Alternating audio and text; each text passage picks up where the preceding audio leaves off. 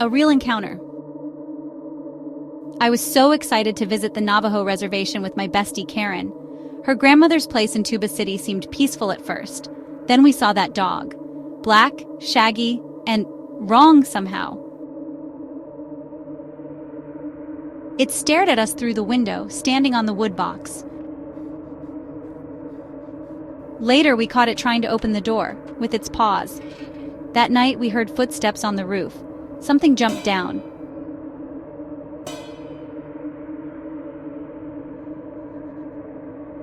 But as it got closer, I realized, that sound, it wasn't a dog at all. What the hell was out there?